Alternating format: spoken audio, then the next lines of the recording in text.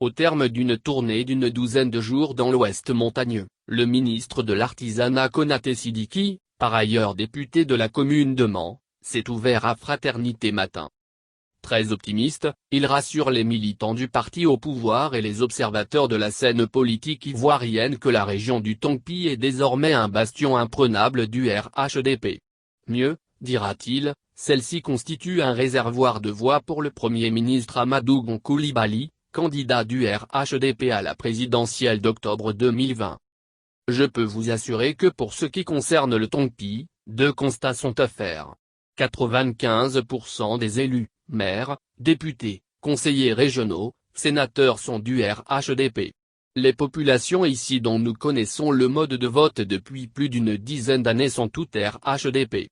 L'Ouest est un bastion du parti. La candidature a été vendue facilement, les structures sont à pied d'œuvre pour faire des scores historiques. L'Ouest est déjà acquis au RHDP et notre ambition est de bonifier le score à l'Ouest pour que le surplus puisse servir à équilibrer nos résultats dans d'autres régions où le RHDP ne sera pas fort.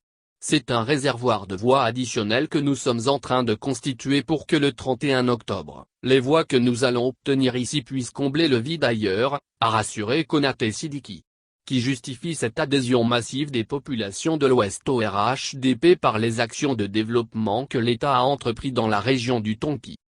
Mans a changé de visage. Mans est en plein chantier. Nous étions hier à Sipilou où les machines, dans le cadre du projet route, y sont pour 20 mois. Vous avez la frontière Guinée-Danané qui est aujourd'hui connectée.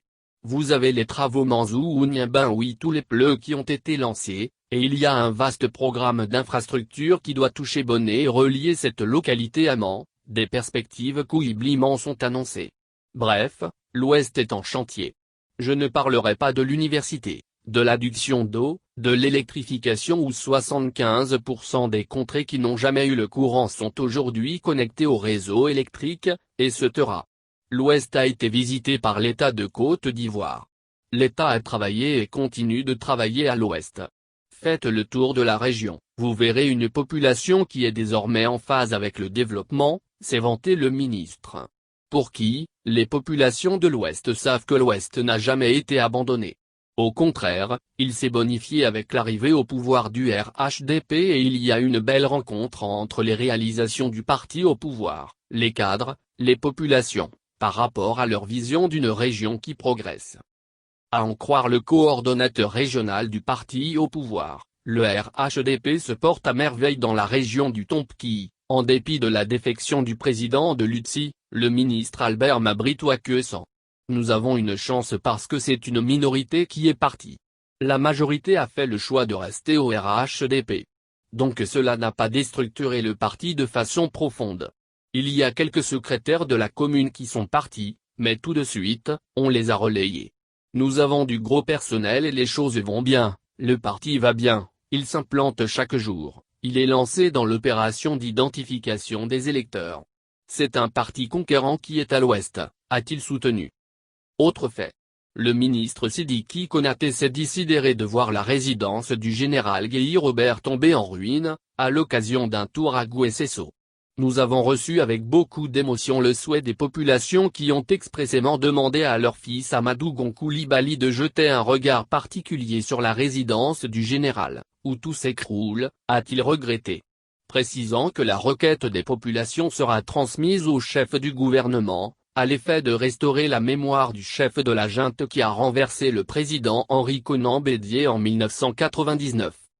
Signalons que plusieurs raisons ont amené le ministre Siddiqui Konaté à entreprendre une tournée politique dans les départements de la région du Tonki.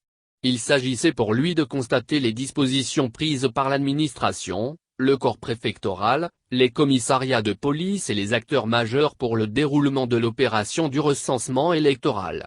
Ajoutez à cela, l'évaluation du processus avec les acteurs afin d'apporter des corrections là où il le fallait, et traiter les situations au cas par cas.